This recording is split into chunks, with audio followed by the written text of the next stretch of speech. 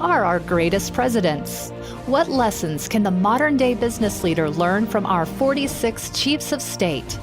Find out in this podcast series with Tom Fox and Richard Lummis to delve into the great and not-so-great presidents to mine their successes and failures for today's business executive. Welcome back, Tom. Thank you, Richard. We're continuing our series on presidents today with the second of 5 podcasts covering Theodore Roosevelt. Our previous episode dealt with his early life, from his birth through his career as a rancher and cowboy, which ended abruptly with the blizzards of 1887 and his remarriage. Today we'll be discussing his life and political career up until the assassination of William McKinley in 1901. One of the first things he did when he came back was run for mayor of New York City, and that was actually in 1886. He lost that election, mainly because a socialist named Henry George was in the lead, and so the Republican bosses ordered their voters to vote for the Democratic machine candidate rather than Roosevelt. He was pretty bitter about that, and apparently didn't like to talk about it much in his later life. After that, he was appointed to the Civil Service Commission with fellow commissioners Charles Lyman and Hugh Thompson. Benjamin Harrison's cabinet was engaged in the usual spoil system politics of the time, and the Civil Service Commission was generally regarded as sort of a sinecure and powerless. The Pendleton Act of 1883 had guaranteed that a quarter of federal jobs would be based on qualifications, and the rest were going to be allocated according to patronage. The commission had very limited powers to investigate, and even if they uncovered something, they could only recommend prosecution to the cabinet officer who oversaw the relevant department. Roosevelt's main antagonist throughout his term on the Civil Service Commission was a man named John Wanamaker, who was Postmaster General. And at the time, the post office was probably the largest source of federal patronage jobs. And Roosevelt was not appointed for 6 weeks after Harrison took office, and Wanamaker used that time pretty well to distribute patronage jobs to the loyal underlings. Roosevelt here, I think, showed his genius for publicity. He showed this throughout his career. But although his post was relatively impotent, he decided to go through a series of public hearings, first in New York City, where he's guaranteed favorable media coverage, and then in Indianapolis and Milwaukee. In Milwaukee in particular, there was a scheme to falsify exam records in order to promote unqualified people. And one of the guys, a man named Hamilton Scheide, testified, and he'd been involved in the scheme. Roosevelt promised him protection, but Wanamaker fired him anyway. So Roosevelt got him a job in the Census Bureau. This later became a serious scandal because Scheide, of course, had perjured himself and participated in the falsification of federal records. And then Roosevelt had backed him for a job. But Roosevelt refused to apologize for it, and he said it was right because he did it. He was more or less vindicated in the court of public opinion, but it kind of shadowed him for a while. Now, Tom, here's something. About this time, he read, in the course of a single weekend, Alfred Thayer Mahan's book, The Influence of Sea Power on History. I know that you have some opinions about this and its relevance to the turn of the 20th century politics. But if there was one book that influenced this period of time, certainly from the military perspective, this was probably the book. I think there are other books that were equally important for other parts of American or even the world stage at that point. But this book really influenced Roosevelt, and when he moved to the national stage, he took many of the concepts that Mahan put forward, largely remembered today as a series of colonies for coaling stations for ships, seeing a great fleet as what led you to be a great power. And I think if you looked at Great Britain at this time period, I believe this was the height of empire. And I think one could reasonably conclude that that was a fair path to follow. The work he did in the Civil Service Commission led to him becoming New York Police Commissioner. And if I could maybe step back with that, and then with the moving to the national stage, some of the lessons are themes we see from Roosevelt, Richard. Taking the police commissioner's job may not have been as plain Jane or vanilla as the Civil Service Commission have seemed, but it certainly was not seen as a step to national prominence. And he utilized this stage to attempt to remove corruption from the New York police, make the police more efficient and responsive to the citizens of New York. His storied walking police beats in the graveyard shift was a brilliant political ploy and a brilliant PR ploy, and actually improved the police department because policemen couldn't sleep on the graveyard shift because they might actually get punched by Roosevelt. So that's sort of part of the legend, but it also points up to how hard he worked. And when he took up a cause, he took it up wholeheartedly. His reading of Thayer also points up to what I think is one of the key themes that I've learned from Roosevelt, which is lifelong learning. And we saw that in episode 1, and we see this throughout his life, his lifelong learning, and how moving to the national stage, he was able to implement that. He moved to the national stage largely because of his work on the presidential campaign of 1896, and then Henry Cabot Lodge actually sponsored him for a presidency, and for the assistant Secretary of the Navy, not the Secretary of the Navy. So once again, he took a position which may not have seemed one that he would lead to such high prominence, yet he was able to take what he brought to the job with Thayer's theoretical background and expand that into a series of actions that you and I both marvel at literally 130 years later or 125 years later that he pulled off. That's not fair. He was prepared for and executed in the war with Spain in a way that certainly surprised the Spanish, and I think demonstrates that it's not simply execution, but it's planning before execution. He did execute, and his admirals executed, but the planning was in place. And I think all of that goes back to, I would take that back to Thayer. I don't know how you might feel about that, but what did you think about his performance in the early stages of the war with Spain?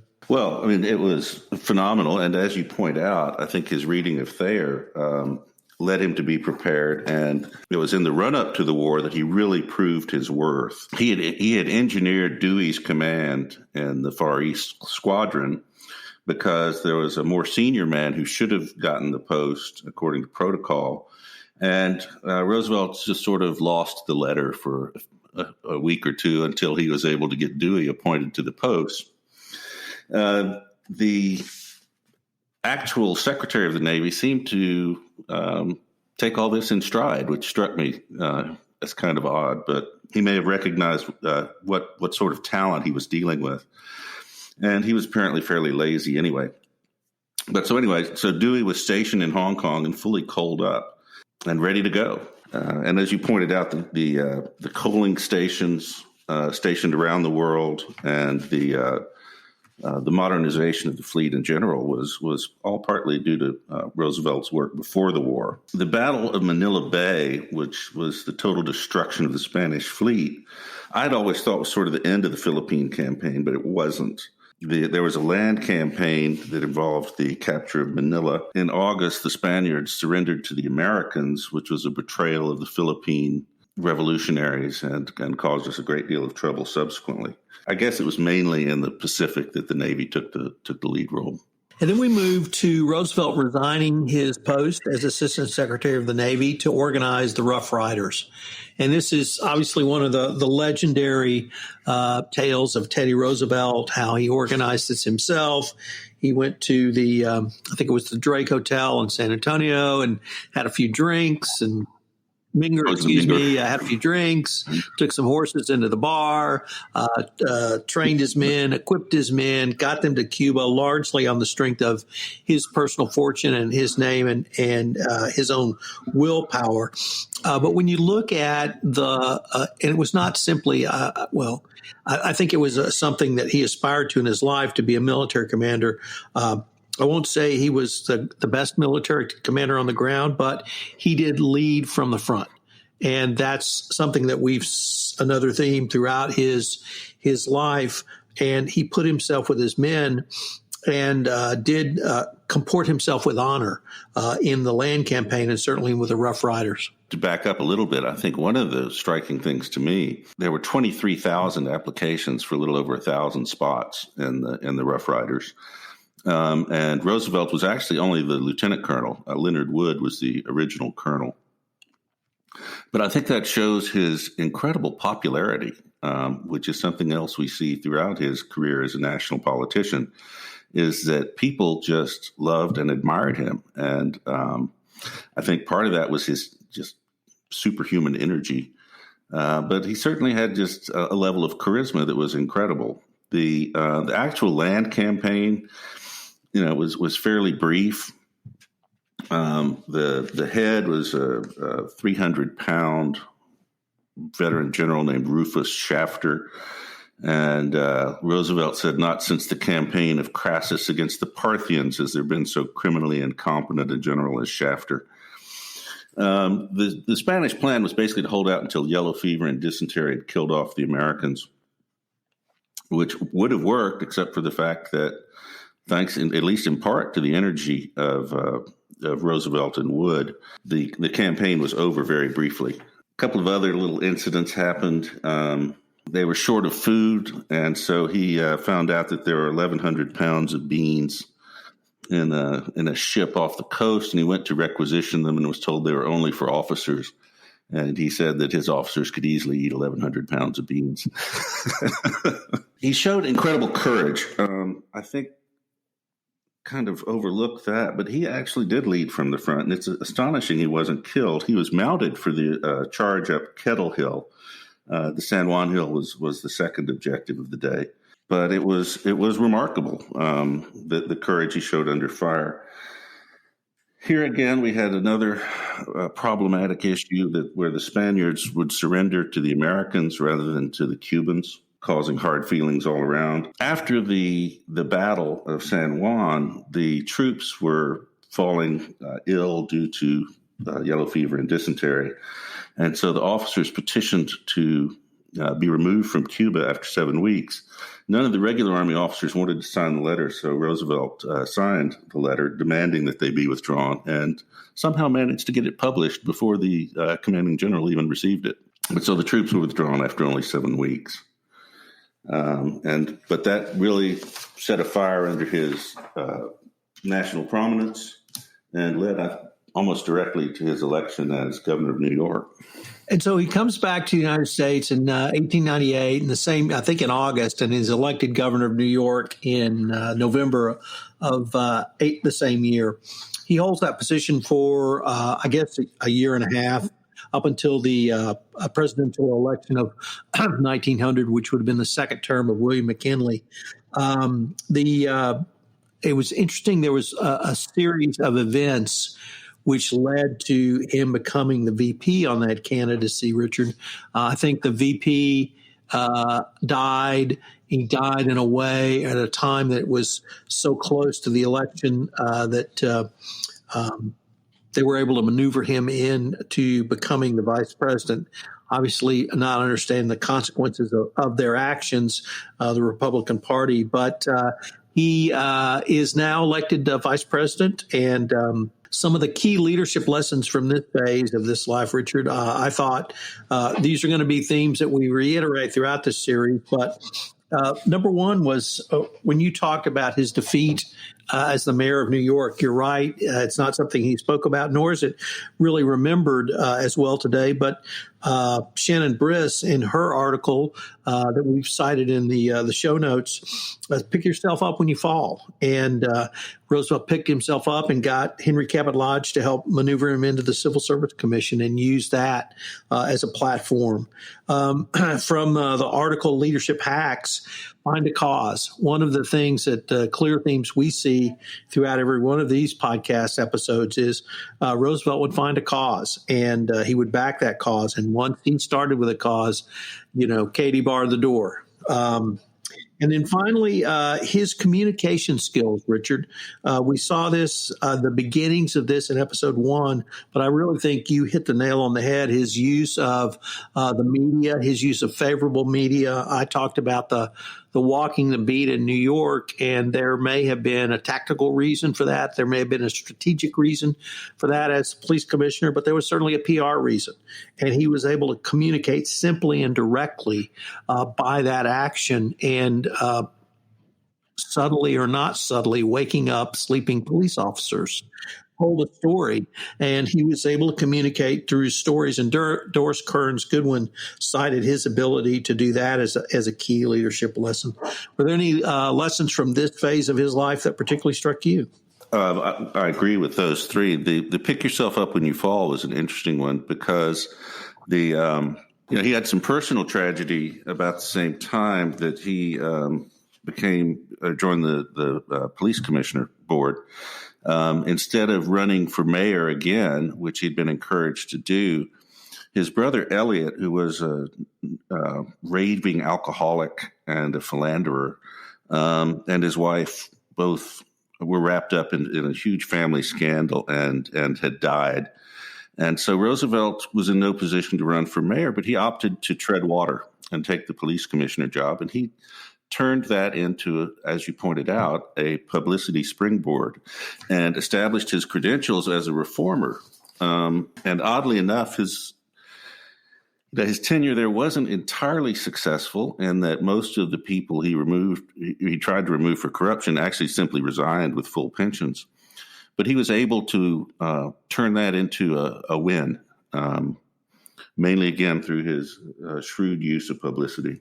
This phase of his life was interesting. I didn't know anything about it prior to doing the research for this. I knew vaguely. I thought he'd actually been the police chief of New York City rather than serving on the police commission with other people. But it's an interesting middle act to his life, and it does also show the importance of preparedness for when opportunity strikes. I think we saw that when he was Assistant Secretary of the Navy, that he took advantage of a boss who was lethargic and frequently absent to implement his own policies.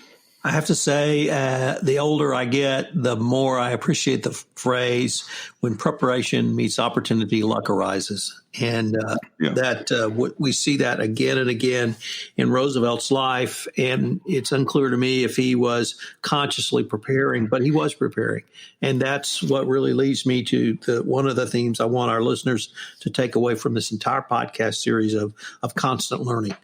And he learned at every job. He read, as you clearly, we talked about certainly in episode 1, and you pointed out today, but he learned and he learned and he learned, and he didn't stop learning. Well, and he was omnivorous, which is the other thing. He didn't just read, leadership books or business books. He just read everything and synthesized it all in a way that really is remarkable. And for his reading of the sea power in history, and then his implementation of those lessons really is quite remarkable. Well, I can't wait to see what we come up with in this presidency. Well, up next is Vice Presidency and Presidency, and we hope you'll tune back in. For now, this is Richard Lummis and Tom Fox with 12 O'Clock High. This is Tom Fox. I hope you enjoyed this part 1 of our 5-part podcast series on leadership lessons from Theodore Roosevelt. I hope you will join Richard and I through the month of July on this special series on 12 O'Clock High. 12 O'Clock High, a podcast on business leadership, is a production of the Compliance Podcast Network. We are also a proud member of C-Suite Radio. I hope you'll join us again. Thanks for listening, and we look forward to visiting with you next week on the Leadership Lessons from Theodore Roosevelt. Work on the book while he was a student at Harvard and continued thereafter. He brought this book writing project showed several of his strengths, including his dedication to research, collecting and analyzing data, firepower, ballistic logistics figures. He double-checked his calculations. He published the book, and it helped his standing with historians, admirals, and statesmen, as I mentioned, demonstrated him as a subject matter expert. On the subject of hard work himself, he said some really interesting things. Nothing in this world is worth having or worth doing unless it means effort, pain, and difficulty. I don't pity the man who does hard work worth doing. I admire him. I pity the creature that does not work at whatever end of the social scale he may regard himself as being. So Roosevelt himself believed in hard work. And what we really saw, I think, in this first podcast is some of the beginnings of what Roosevelt would demonstrate later in life, and perhaps from his father, how he learned some of these key lessons, particularly around learning, merit, and hard work.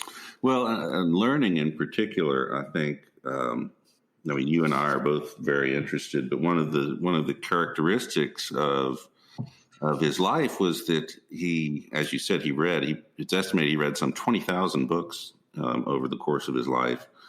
And looking at some of his daily diaries, that you'll see, make a speech, read, write some letters, read, and he read every night before he went to bed. He frequently read over a book a day. But then he assimilated that, and he was constantly drawing parallels between what was going on in the world in his time and his knowledge of history, especially classical history, and drawing conclusions on the proper course of action from that. I don't know how you can teach the level of energy that he displayed throughout his life. I think that was certainly one of the keys to his appeal to everyone was his sheer dynamism, and he also had a phenomenal memory for names and faces, which helped ingratiate him with people, which is something that I think we could all work to be a little better at. But yeah, I think those are great lessons from this part of his life. As we'll see, he continued a lot of these themes throughout his life. Presidential Leadership Lessons for the Business Executives was recently honored by the communicators with an award of distinction for podcasts. Now, we certainly are thrilled to have received that. Presidential Leadership Lessons for the Business Executive is a production of the Compliance Podcast Network.